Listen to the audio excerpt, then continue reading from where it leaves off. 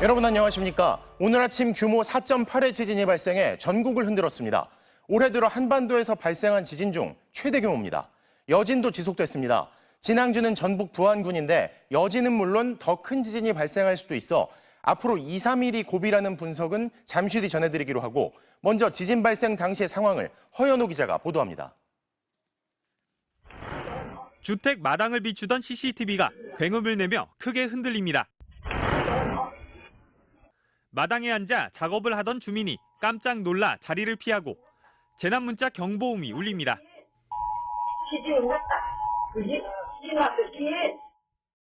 오늘 오전 8시 26분쯤 전북 부안군 행안면 진동리에서 규모 4.8의 지진이 발생했습니다. 전쟁이 일어나는 줄 알았어요. 느닷없이요.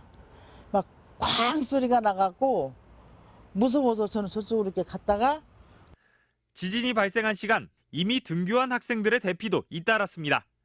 지진에 놀란 학생 몇 명이 학교로 들어오려다 운동장으로 뛰어나가고 곧이어 전교생이 학교 밖으로 빠져나갑니다. 좀 우왕좌왕하고 이제 당황하는 학생들도 좀 있고 진정을 시키면서 학생들한테 모두 운동장으로 나가라고. 유치원과 어린이집 등에서도 지진은 물론 이후에 있을 여진에 대비했습니다. 여진을 조심하라고 하잖아요. 저희도 어떻게 해야 되나 항상 긴장은 하고 있었어요. 실내에서 혹시 그렇게 여진이 있을 때는 그 책상 밑으로. 지진이 발생한 지역 인근의 농가와 축사에선 축사에 있던 수십여 마리의 젖소가 진동을 느끼고 일제히 일어나는 등 다소 혼란이 발생했지만 큰 피해 상황이 접수되진 않았습니다. 그냥 가만히 앉아있다가 움직이고 나서 전체가 일어나. 애들이 조금 불안정한 그런 건 한동안 있었어요. 큰 지진을 거의 겪어보지 못했던 주민들은 갑작스런 지진에 놀랐다고 말합니다. 막 우당탕탕 그랬어. 그 천둥오는 것 같이 그냥 놀랬지요. 없었어. 그런 일은 없었어. 처음이요.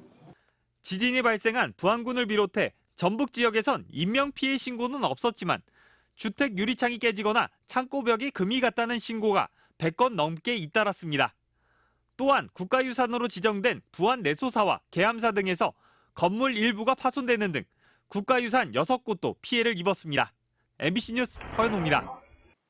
김건희 여사 명품백 수수 의혹 사건을 종결 처리한 국민권익위원회가 발표 이틀 만에 뒤늦은 설명을 내놨습니다. 김 여사가 받은 명품백은 대통령과 직무 관련성이 없고 설사 관련성이 있다 해도 최재형 목사가 미국 국적의 외국인이기 때문에 신고 대상이 아니라고 밝혔는데요. 권익위의 이런 설명에도 불구하고 종결 처리가 내려졌던 당일 표결에 참여했던 위원들 사이에서 이견이 컸던 것으로 파악됐습니다. 조재영 기자가 보도합니다. 국민권익위원회는 법과 원칙에 따라 종결한 것일 뿐 다른 고려는 전혀 없다고 강조했습니다. 그러면서 직무 관련성이 없다는 게 표결에 참여한 위원들 다수 의견이었다고 밝혔습니다. 직무 관련성이 없으니 윤석열 대통령은 신고 의무가 없다는 설명입니다. 직무 관련성이 있다고 해도 신고 안 한 게 문제는 아니라고 했습니다.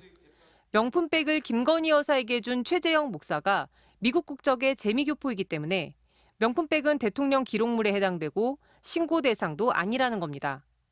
해외 순방을 나가 다른 나라 정상들에게 선물을 받으면 대통령 기록물로 분류되는 것처럼 최 목사도 외국인이니까 같은 거라는 설명입니다.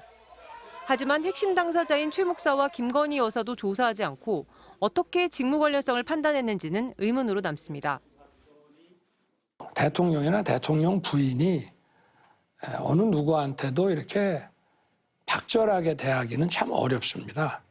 제 아내의 그 현명하지 못한 처신으로 국민들께 걱정 끼쳐드린 부분에 대해서 사과를 드리고 있습니다.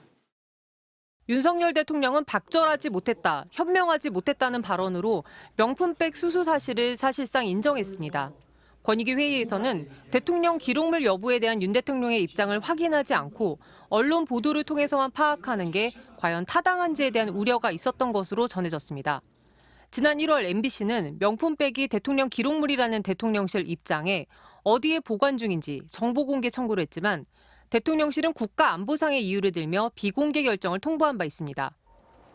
권익위를 직접 항의 방문한 더불어민주당은 대통령 부부의 권익을 지키고 뇌물수수의 꼼수를 알려주는 부패 세탁소 권익위는 이름을 건희위로 바꾸라고 논평했습니다. MBC 뉴스 조재영입니다. 방금 보신 권익위원장의 이해충돌 의혹과 함께 대통령의 거부권을 둘러싸고도 이해충돌 논란이 불붙고 있습니다. 공직자는 사적 이해관계자와 관련된 직무 수행을 회피하도록 법에 명시하고 있는데 대통령만 예외일 수는 없다는 건데요. 더불어민주당은 내일 대통령 자신과 가족에 대한 법안에는 거부권을 행사할 수 없도록 하는 개정안을 발의하기로 했습니다. 김지인 기자의 단독 보도입니다. 윤석열 대통령은 취임 이후 지난 2년 동안 국회가 통과시킨 법에 대해 14번 거부권을 행사했습니다. 그중에는 대통령의 배우자 김건희 여사의 주가 조작 의혹에 대한 특검법도 포함돼 있습니다.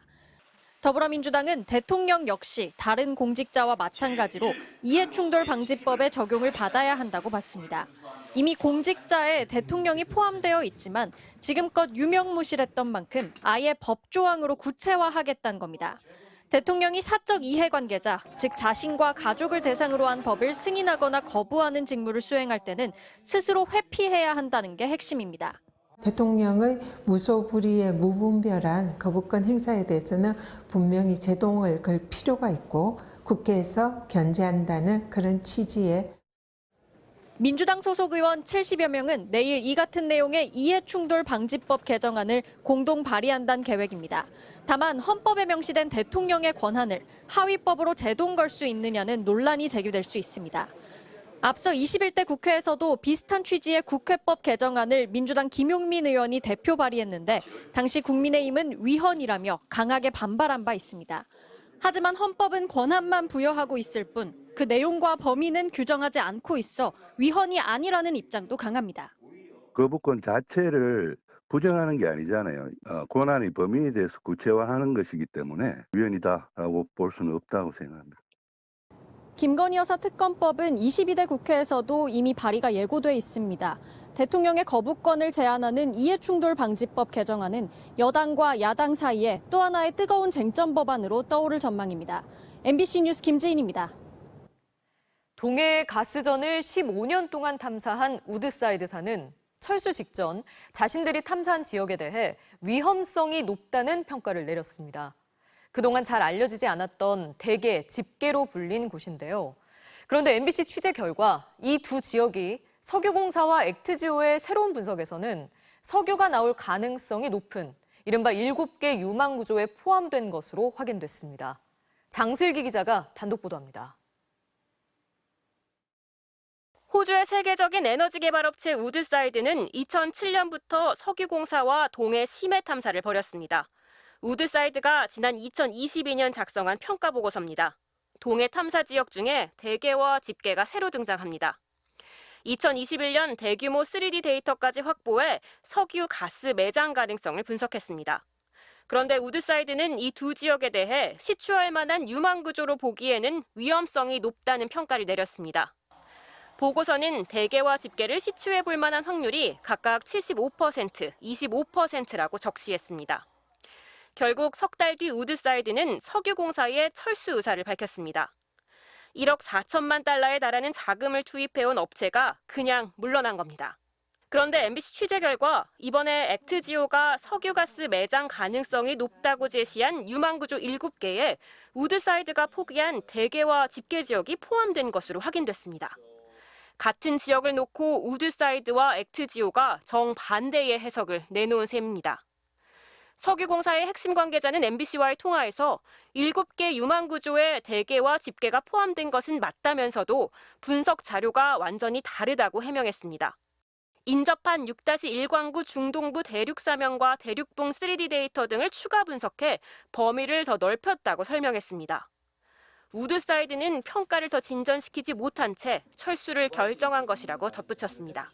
서공사에서 독자적으로 수행했던 대륙봉과 관련된 자료들, 또 그 대륙 사면과 관련된 자료들, 이 자료는 우드사이드가 분석을 안 했었고요. 한 정부 관계자는 엑슨모빌을 포함한 복수의 해외 석유 개발업체가 동해 광구 투자에 관심을 보이고 있다고 전했습니다. MBC 뉴스 장슬기입니다. 검찰이 쌍방울 대북 송금과 관련해 이재명 더불어민주당 대표를 기소했습니다. 오늘 기소로 이재명 대표는 이번 정부 들어서만 검찰에 5번째로 기소됐고 동시에 4개의 재판을 받게 됐습니다. 이재욱 기자입니다. 2019년 1월 17일 중국 선양의 한 음식점에서 술자리가 벌어졌습니다. 북측 인사와 이화영 당시 경기도 평화부지사, 김성태 쌍방울그룹 회장 등이 함께했습니다. 이 자리는 김성태 전 회장이 이화영 전 부지사의 요청으로 경기도의 황해도 스마트팜 사업 비용 500만 달러를 대납하기로 한 직후 열렸다는 게 검찰의 주장이었습니다. 특히 이 자리에서 김성태 전 대표가 당시 도지사였던 민주당 이재명 대표에게 전화로 열심히 하겠다는 취지로 말했었다는 김 전 대표의 구체적 진술도 있었다는 겁니다. 이화영 전 부지사에게 9년 6개월 중형을 선고한 1심 재판부도 이 진술에 신빙성이 있다고 봤습니다. 동석자들 진술이 대체로 일관되고 본인이 직접 경험한 게 아니라면 알기 어려울 정도로 구체적이라고 인정한 겁니다. 이후 김 전 회장은 같은 해 4월까지 실제로 500만 달러를 북한에 보냈고 같은 해 7월부터 2020년 1월까지는 경기도 도지사 방북 비용으로 300만 달러를 추가로 보낸 걸로 검찰 조사에서 드러났습니다. 김 전 회장은 이 중 일부 비용을 보낸 뒤 이재명 대표와 통화했고 저도 같이 방북을 추진하겠다 정도의 말을 했다고 진술했는데 2심 재판부는 이에 대해서도 허위가 아니라고 봤습니다.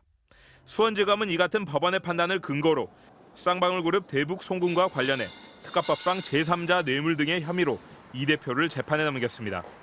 김 전 회장이 북한에 대납한 800만 달러는 이 대표의 지원을 기대하고 준 뇌물, 즉 제3자 뇌물수수에 해당한다는 겁니다. 하지만 이재명 대표는 김성태 전 회장의 진술은 거짓이라며 대북 송금은 자신과 무관하다는 입장입니다.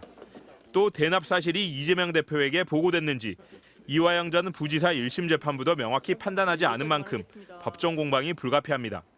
검찰의 이번 기소로 이 대표는 공직선거법 위반과 위증교사, 대장동 백현동 개발비리 등 모두 4개의 재판을 동시에 받게 됐습니다. MBC 뉴스 이재욱입니다.